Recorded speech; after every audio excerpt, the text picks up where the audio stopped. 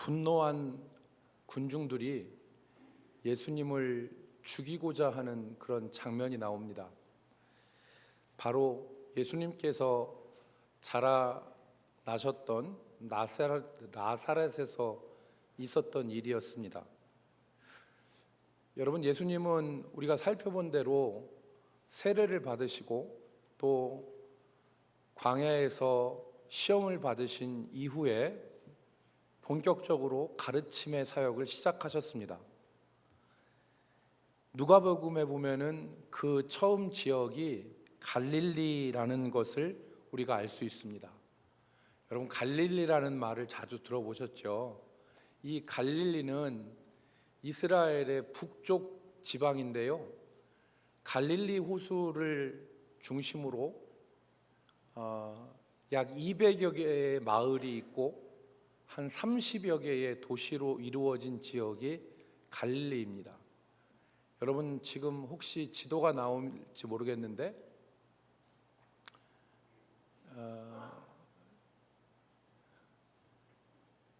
그 다음 걸 한번 보여주시겠어요? 이게 이스라엘 땅인데요, 여기가 갈릴리예요. 그리고 이 밑으로 쭉 흐르는 강이 있는데 이 강이 요단강입니다. 그리고 지도에는 나와 있지 않지만 여기 부근에 그 유명한 사해가 있는 곳입니다. 사해가. 그래서 남북으로 쭉 이렇게 이어지는데, 아까 보신 것처럼 갈릴리 바다를 중심으로 해서 이 왼편에 있는 지역이 바로 갈릴리 지역입니다. 우리가 잘 아는 디베랴, 그리고 가버나움, 베세다라는 도시가 갈릴리 해변에 위치해 있고요. 그리고 가다라, 거라사라고 하는 지역이 이 동편에 있습니다. 그리고 오늘 본문에 등장하는 나사렛이라고 하는 동네는 약 40km 정도 떨어진 곳에 위치해 있는 곳입니다. 예수님이 이 나사렛에서 자라셨습니다. 예수님께서 이 갈릴리 지역에서 두루 다니시면서 회당에서 말씀을 전하셨는데, 갈릴리 지역 사람들에게 칭송을 받으셨어요. 그 전하시는 말씀으로 인해서. 그런데 문제는 나사렛이었어요. 예수님께서 나사렛 회당에 들어가셔서 말씀을 읽으시고 하나님 나라가 임한 것과 그리고 자신이 메시아이심을 사람들에게 알리셨지만 사람들은 예수님을 받아들이지 않았습니다. 받아들이지 않았을 뿐만 아니라 예수님께서 그들이 가지고 있던 선입견과 완고함에 대해서 드러내셨을 때 이 나사렛 사람들이 분노하여서 예수님을 죽이고자 하였던 것입니다. 여러분, 오늘 본문 28절 이하의 말씀을 보면, 28절 말씀에 보면 회당에 있는 자들이 이것을 듣고 다 크게 화가 나서 일어나 동네 밖으로 쫓아내어 예수님을 동네 밖으로 쫓아냈다는 것입니다. 그 동네가 건설된 산 낭떠러지까지 끌고 가서 밀쳐 떨어뜨리고자 하되 예수께서 그들 가운데로 지나서 가시니라 그랬습니다. 저는 이 나사렛을 감사하게도 한 2번 정도 방문했었거든요. 그런데 이 나사렛을 방문하면 그 길이 이렇게 있는데 그 외길을 따라서 쭉 올라가면 산 중간에 예배당이 하나 있어요. 그게 수태고지 성전이라고 그래서 가브리엘이 예수님이 태어나실 것을 알린 그 자리, 거기로 추정되는 곳에 교회를 세운 것입니다. 그런데 여러분, 이 나사렛이라는 동네가 해발 430m 고지에 건설된 도시입니다. 그렇기 때문에 오늘 이 사람들이 예수님을 동네 밖으로 끌고 가서 산 낭떠러지에서 밀쳐 떨어뜨리고자 했다라고 하는 얘기는 바로 그런 얘기인 것입니다. 그런데 예수님께서 어떻게 하셨는지 모르지만 그 성난 군중 사이로 지나가셔서 거기를 떠나셨다고 그랬어요. 여러분, 같은 사건을 기록한 마태복음 13장에서는 이들이 나사렛 사람들이 예수님을 배척한 결과에 대해서 기록을 하거든요. 13장 58절 말씀에 보면 그들이 믿지 않음으로 말미암아 거기서 많은 능력을 행하지 아니하시니라. 그들이 믿지 않음으로 예수님께서 거기서 많은 기적을 행하지 않으셨다는 거예요. 또한 같은 본문인 마가복음 6장 5절로 6절에 보니까 이렇게 기록했습니다. 거기서는 아무 권능도 행하실 수 없어 다만 소수의 병자에게 안수하고 고치실 뿐이었고 그들이 믿지 않음을 이상히 여기셨더라. 나사렛 사람들은 자기들이 가지고 있었던 선입견 또 표면적인 정보 때문에 그들의 눈으로 예수님의 지혜와 권능을 확인하고도 예수님을 받아들이지 않은 것입니다. 그러니까 이들이 뭐라고 했습니까? 예수가 목수의 아들 요셉이 목수 요셉의 아들이 아니냐? 그들의 누이와 그들의 어머니와 그들의 형제들이 우리 가운데 있는데 그가 어떻게 메시아냐? 그가 어떻게 포로된 자에게 자유를 그리고 갇힌 자에게 노임을 눌린 자에게 자유를 눈먼 자를 보게 하는 메시아가 어떻게 될 수 있느냐? 이렇게 믿지 않은 것입니다. 그 결과가 무엇이라고요? 그 결과가 무엇이냐면 예수님께서 나사렛에서는 아무 권능도 행치 않으셨다는 거예요. 단지 소수의 병자만 고치신 그 일을 하셨다는 것입니다. 나사렛뿐만 아니라 여러분, 오늘 우리가 사는 이 세상에도 우리가 사는 우리 삶 가운데도 여러 가지 이유 때문에 옳은 것을 받아들이지 못하는 그런 경우가 많습니다.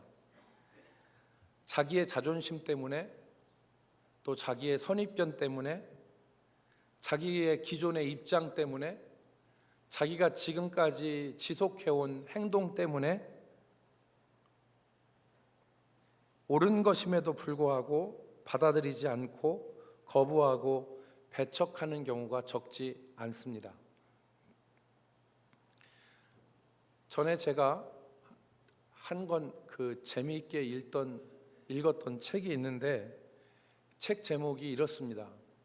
서울 자가의 대기업 다니는 김 부장 이야기. 이게 책 제목이에요. 서울 자가의, 여기 자가는 자기 집이란 얘기예요. 서울 자기 집에 대기업 다니는 김 부장 이야기라는 책이 있어요.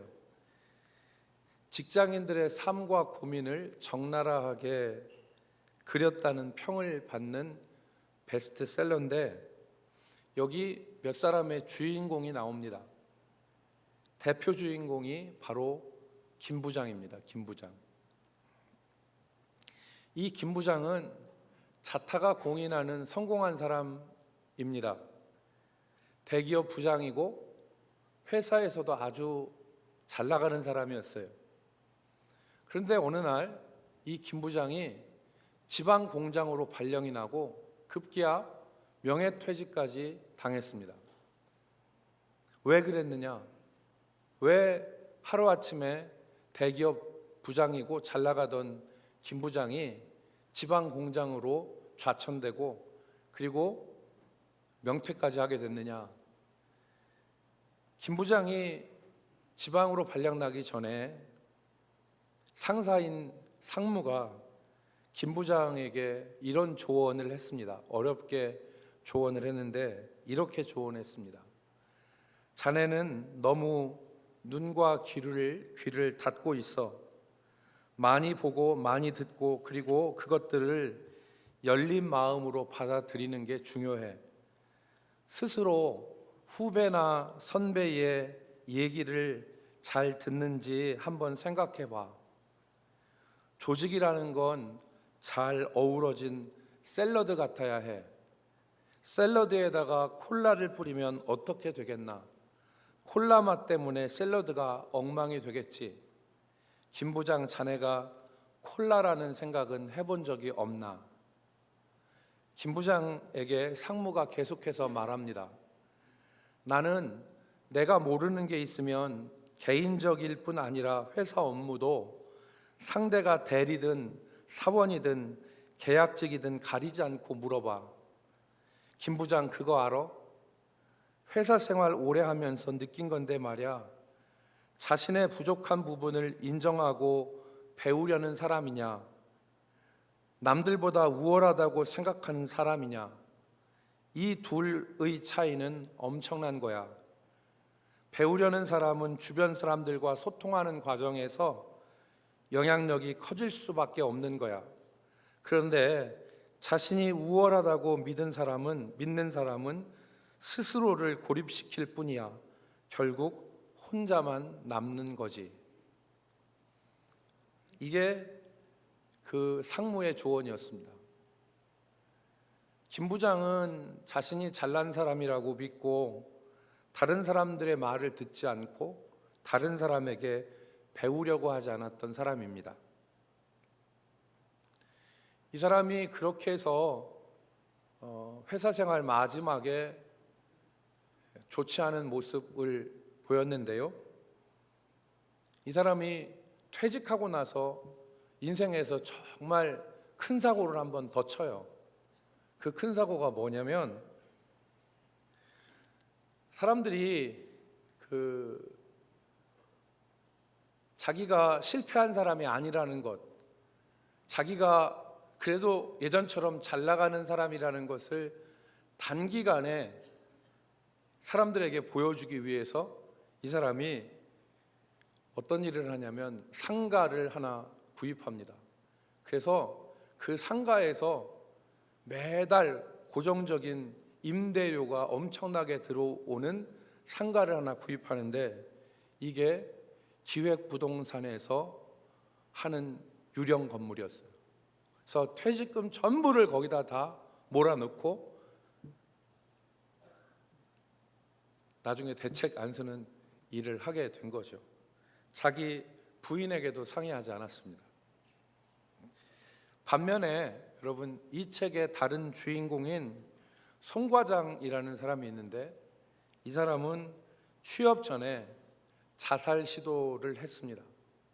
ADHD라고 하는 여러분 그 주의력 결핍 과잉 행동 증후군이 있어서 이것으로 인하여서 자살 시도도 하고 그리고 무엇 하나 다른 사람들에게 내세울 것이 없는 평범한 청년이었는데 이 송 과장이 자신의 연약함을 인정하고 작은 것부터 하나하나 해나가기 시작했습니다. 그래서 특별히 이 송 과장이 권장할 것은 아니지만 부동산 공부를 하고 현장을 자기 발로 밟고 공부하는 부동산에 실력 있는 사람이 되었습니다. 부동산 공부를 할 때 시골 부동산의 부동산 이 아저씨, 그 아저씨 한마디 한마디를 노트에 적고 공부하고 지식을 쌓아나가고 그런 자세와 태도의 축적으로 실력자가 된 것입니다. 오늘 나사렛 사람들과 우리들의 공통적인 문제는 잘 받아들이지 않고 잘 들으려고 하지 않는다는 데 있습니다. 나사렛 사람들은 예수님을 받아들이지 않았고 오늘 우리들은 옳은 것을 받아들이지 않습니다. 어떤 사람은 자존심 때문에 받아들이지 않고 어떤 경우에는 변화가 두렵고 어떤 경우에는 치러야 될 대가가 부담스럽기 때문에 받아들이지 않는 경우도 있습니다. 오늘 본문의 말씀을 조금 더 생각해 보도록 하겠습니다. 오늘 본문은 예수님께서 자신이 메시아이심을 나사렛 회당에서 밝히신 것을 우리에게 전합니다. 오늘 예수님께서 읽은 말씀은 이사야서의 61장의 말씀입니다. 18절에 기록된 말씀을 보시면 18절에 주의 성령이 내게 임하였으니 이는 가난한 자에게 복음을 전하게 하시려고 내게 기름을 부으사 나를 보내사 포로된 자에게 자유를, 눈먼 자에게 다시 보게 함을 전파하며 눌린 자를 자유롭게 하고 19절 주의 은혜의 해를 전파하게 하려 하심이라 하였더라. 예수님은 성전 관리자가 준 이사야서에서 61장을 펴시고 그것을 읽으셨어요. 그런데 이 말씀은 어떤 말씀이냐면 메시아에 대한 말씀이에요. 이사야가 메시아에 대해서 예언한 것입니다. 주께서 그에게 성령을 부으셔서 복음을 증거하게 하시고 특별히 눌린 자, 눈먼 자, 포로된 자유를 자유케 하시는 그 은혜의 역사를 시작하실 것이라는 메시아 본문이죠. 여러분, 유대인들은 회당에서 어떤 사람이 하나님의 말씀을 낭독할 때는 일어서서 낭독을 했어요. 근데 이 사람이 하나님의 말씀을 낭독하고 오늘 본문 말씀처럼 책을 덮어서 그 관리하는 자에게 주고 나면 이 사람은 자리에 앉습니다. 오늘 우리가 읽은 말씀에 보니까 예수님이 책을 덮어 사람에게 주시고 자리에 앉으셨는데 사람들이 어떻게 했다고 했습니까? 주목했다 그랬습니다. 이 말이 무슨 말입니까? 저 말씀을 읽었는데 저 예수가 무엇이라고 하는가 들어보자. 귀를 세우고 무슨 강론을 하는지 듣는 것입니다. 그런데 예수님이 무슨 말씀하셨습니까? 오늘 이 말씀이 너희 귀에 응하였다. 오늘 이 말씀이 너희 귀에 이루어졌다. 오늘 이 말씀이 너희 귀에서 완성되었다. 즉 무슨 말씀을 하신 것입니까? 바로 내가 그 메시아다 라고 하는 것을 드러내신 것입니다. 내가 바로 메시아이심을 예수님이 밝히신 것이죠. 그러면 여러분, 이 사람들의 반응이 어떠해야 됐겠습니까? 나사렛 사람들의 반응을 여러분들은 어떻게 돼야 된다고 생각하십니까? 22절에 나사렛 사람들의 반응이 나와 있습니다. 22절에 보니까 그들이 다 그를 증언하고 그 입으로 나오는 바 은혜로운 말을 놀랍게 여겨 이르되 이 사람이 요셉의 아들이 아니냐. 그들이 다 그를 증언했다는 말은 그들이 다 그의 증인이 되었다. 다른 말로 하면 예수를 좋게 말했다 그 뜻입니다. 예수님의 말을 듣고 예수님을 좋게 말하고 그리고 그 은혜로운 말을 놀랍게 여겼습니다. 그런데 거기서 끝났습니다. 거기서 더 나가지 않았습니다. 이들은 그들의 예수님이 하신 말씀을 듣고 놀랍게 생각하고 예수님을 증언하였지만 하나 남은 게 있죠. 그것이 뭐냐면 예수님을 메시아로 받아들이는 것입니다. 그런데 그렇지 않았습니다. 이 사람이 요셉의 아들이 아니냐라고 말하면서 예수님을 같은 사람으로 취급한 거죠. 마가복음에 여러분 6장 2절에 그 당시 사람들의 반응이 나오는데 이 사람이 어디서 이런 것을 얻었느냐? 이 사람이 받은 지혜와 그 손으로 이루어지는 이런 권능이 어찌 됨이냐?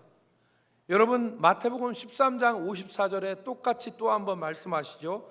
그들이 놀라 이르되 이 사람의 이 지혜와 이런 능력이 어디서 났느냐? 놀라기는 하였지만 예수님을 메시아로 영접하지는 않았습니다. 예수님을 배척하였습니다. 여러분 누가복음 말씀에 보면 마태복음 말씀에 보면 이는 그 목수의 아들이 아니냐. 그들이 한 말입니다. 이는 그 목수의 아들이 아니냐. 그의 어머니는 마리아, 그의 형제들은 야고보, 요셉, 시몬, 유다라 하지 않았느냐. 마가복음 6장 3절에 보면 이 사람이 마리아의 아들 목수가 아니냐. 야고보와 유다와 시몬의 형제가 아니냐. 그 너희들이 우리와 함께 있지 아니하냐 하고 예수를 배척한지라 그랬습니다. 자신들보다 더 나을 것이 없다고 생각한 것입니다. 여러분, 신비주의가 이럴 때 먹히는 거죠. 신비주의가 너무 잘 알면 사람들이 기대를 안 해요. 그러니까 신비주의가 먹히는 게 이런 데서 오는 거 아니겠습니까? 예수님이 이 사람들의 마음을 한 번 더 건드셨어요. 그게 뭐냐면, 선지자는 고향에서 환영을 받지 못한다. 너희들이 가버나움에서 내가 행했던 기적을 해서 증명하라고 할 것이다 라고 하는 이 사람들의 속마음을 다시 한번 건드시고, 그리고 정말 중요한 말씀을 하셨는데, 그게 이스라엘 구약에서 일어난 사건입니다. 두 가지를 말씀하셨는데, 하나가 엘리야 시대 때 3년 반 동안 비가 내리지 않고 하늘이 닫혀서 가물었을 때 이스라엘에 수많은 과부가 있었지만 그 중에 하나님의 은혜를 받은 사람은 이방 여인, 시돈 땅에 있는 사렙다 과부 한 사람뿐이었다. 두 번째, 엘리사 시대 때 이스라엘에 수많은 나병 환자가 있었지만 어린아이의 피부처럼 고침을 받은 사람은 이스라엘에는 없었고, 이방인 가운데 수리아 사람 나아만 한 사람만 고침을 받았다. 예수님이 말씀하시고자 하신 바가 무엇이었습니까? 그것은 유대인이 자동적으로 하나님의 자녀들이 되는 것이 아니고, 이방인은 태생적으로 하나님의 자녀로서 거부되는 것이 아니라 영접하는 자, 곧 믿고 받아들이는 자만이 하나님 나라의 진정한 주인공으로 살 수 있다는 것을 말씀하신 것입니다. 이 말씀을 들은 나사렛 사람들의 반응은 분노였습니다. 우리가 하나님의 자녀가 아니라고? 이방인들이 하나님의 자녀가 된다고? 분노한 것이죠. 그래서 크게 화를 내서 예수님을 동네 밖으로 쫓아내고 산 낭떠러지로 끌고 가서 밀어 떨어뜨리고자 한 것입니다. 나사렛 사람들의 분노는 어떤 것이었습니까? 나사렛 사람들의 분노는 자신의 숨겨진 진실을 드러낼 때 나타나는 분노입니다. 소위 불편한 진실을 드러냈을 때 반응하는 분노라고 말할 수가 있습니다. 여러분, 성경을 보면요, 한 사람의 신앙은 그가 자신이 불편하게 여기는 것을 드러냈을 때 어떻게 반응하느냐에 따라서 그 사람의 신앙이 구분되어질 수 있습니다. 다시 말해서 한 사람의 신앙은 성경을 보면 그 사람이 불편하게 여기는 것이 드러났을 때 어떻게 반응하느냐에 따라서 그 사람의 신앙을 우리가 분별할 수 있습니다. 예를 들어서 다윗이 그러한 사람입니다. 그러한 경우입니다. 다윗은 자신의 충성스러운 부하의 아내를 범하고 그리고 아이를 갖게 되었습니다.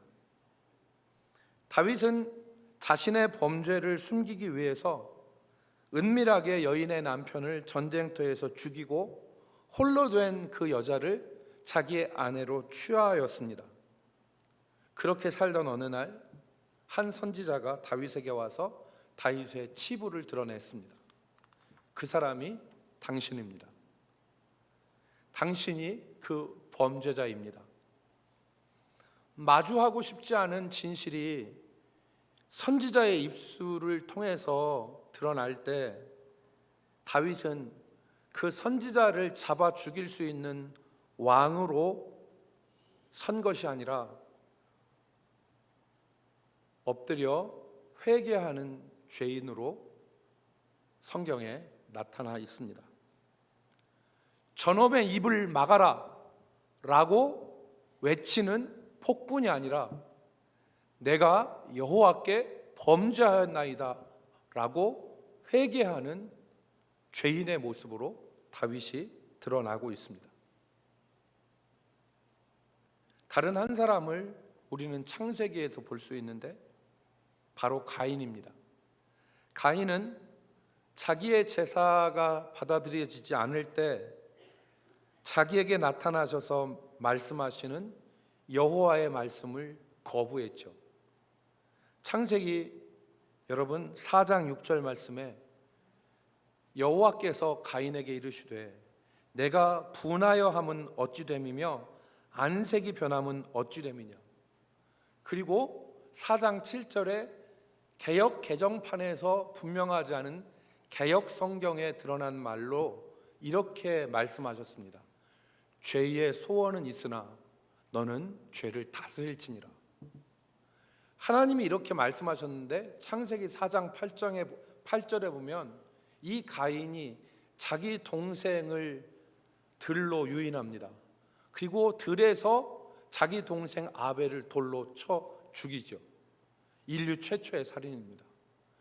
그러니까 오늘 한 사람의 신앙은 그 사람이 불편하게 여기는 것을 드러냈을 때 어떻게 반응하냐에 따라 좌우된다고 우리가 볼 수 있는 것입니다. 오늘 나사렛 사람들은 예수님께서 그들 마음에 불편한 것을 드러낼 때 분노하여 예수님을 산 낭떠러지 아래 떨어뜨려 죽이고자 했던 것입니다. 우리의 신앙이 진실을 대면했을 때, 아프지만 옳은 것을 만났을 때 어떻게 행하느냐에 따라서 우리의 신앙이 달라집니다. 우리의 신앙만이 아니라 우리의 삶이 그렇습니다. 옳은 것을 향하여 머리를 숙일 수 있는 용기가 오늘 우리에게 필요합니다. 옳은 것을 향하여 머리를 숙일 수 있는 용기. 오늘 우리가 마지막으로 진리를 거부하지 않고 받아들이려면 우리가 어떻게 해야 되는지에 대해서 같이 살펴보겠습니다. 첫 번째는 거짓을 버려야 됩니다. 우리가 옳은 것을 받아들이기 위해서는 거짓을 버려야 됩니다. 바울 사도는 고린도서에서 그리스도와 벨리알이, 빛과 어둠이, 의와 불법이 어떻게 공존할 수 있겠느냐고 말했습니다. 어떤 사람이 벨리알이라고 하는 사탄을 숭배하고 있는데 어떻게 동시에 하나님을 섬길 수 있으며, 어떻게 어떤 사람이 불의한 일을 행하고 있는데 의로운 일을 행할 수 있고, 어떻게 어떤 사람이 어둠 가운데 거하는데 그 사람이 빛 가운데 거할 수 있느냐고 말씀하신 것입니다. 우리가 거짓과 악을 버릴 때 진리를 온전히 받아들일 수 있습니다.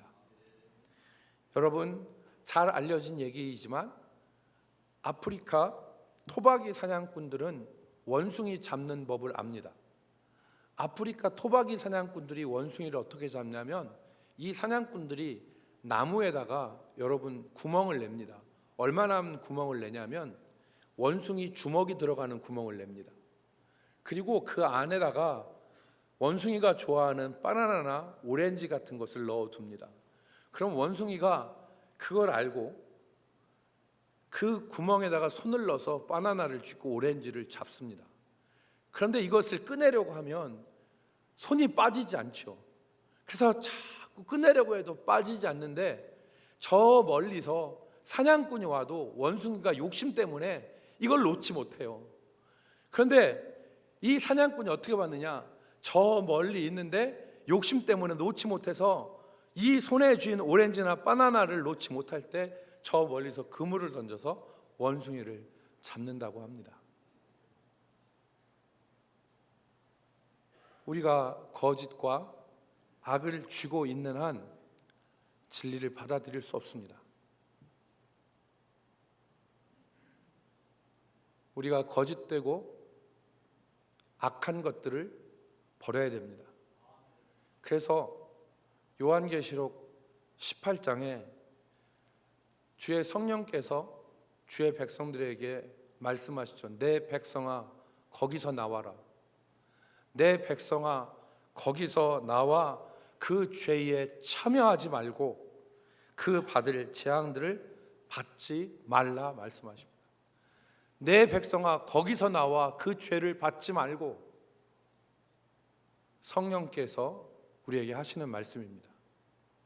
오늘 죄와 악, 거짓을 쥐고 있는 한 우리가 진실을 받아들일 수 없습니다. 두 번째, 옛것과 낡은 것을 버려야 됩니다. 새술은 새 부대에다 담아야 되는데 옛것과 낡은 것을 쥐고 있으면서 새 것을 취할 수가 없습니다. 그림자의 시대가 지나고 실체가 왔는데 그림자를 붙잡고 있으면 실체를 붙잡을 수 없는 것입니다. 잘못된 줄 알면서도, 악한 것인 줄 알면서도, 버려야 되는 것인 줄 알면서도 우리가 그것을 붙잡고 있으면 진리를 받아들일 수가 없습니다. 옛것, 낡은 것을 버려야 됩니다. 옛 생활을 버려야 됩니다.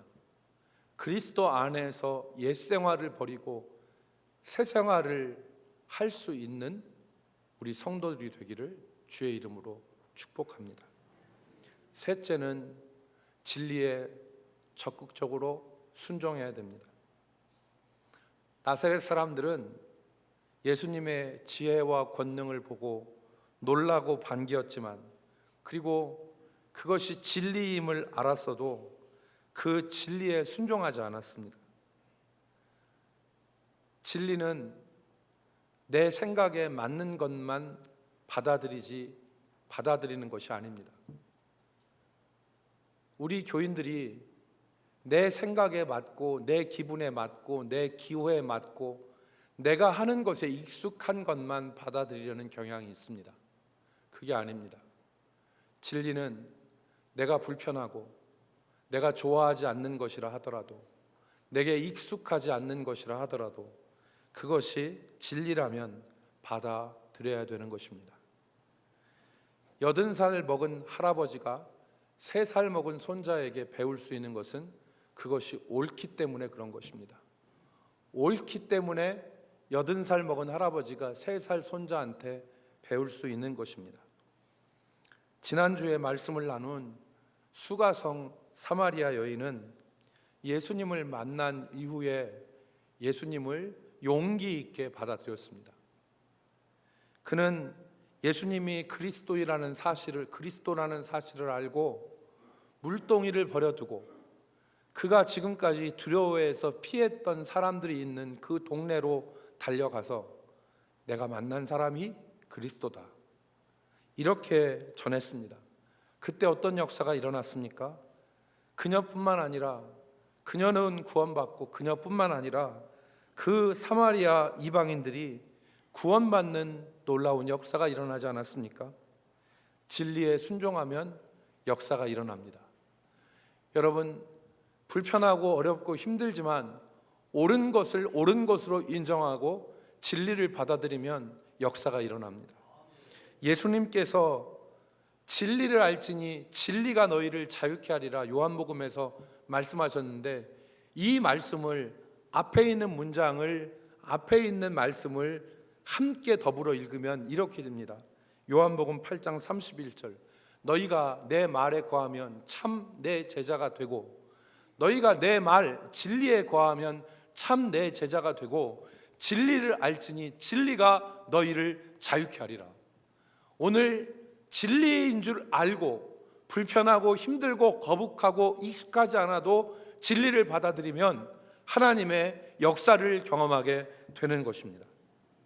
사랑하는 성도 여러분, 말씀을 맺겠습니다. 오늘 우리가 경계할 것은 옳은 것임에도, 옳은 것임을 알매도 나사렛 사람들처럼 받아들이지 않고, 옳은 것인 것, 진리인 것을 알매도 그저 그 자리에 사는 것입니다.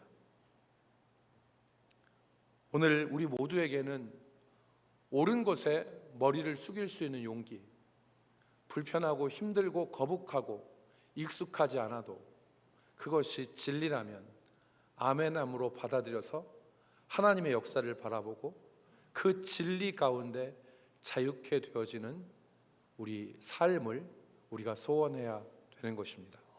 이 은혜가 우리 대전 남북교회 모든 성도들에게 함께하기를 주의 이름으로 축복합니다. 기도하겠습니다.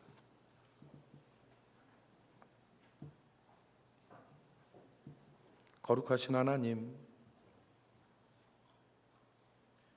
세상에 휩쓸려서 세상의 기준과 잣대로 살아가지 않게 하시고 매 주일 드리는 예배를 통하여 하나님의 뜻을 분별하고 하나님의 뜻 가운데서 진리 가운데서 살아갈 수 있는 우리가 되게 하여 주시옵소서. 진리 안에서 자유를 누리게 하시고 진리 안에서 하나님의 역사를 볼 수 있게 하여 주시옵소서.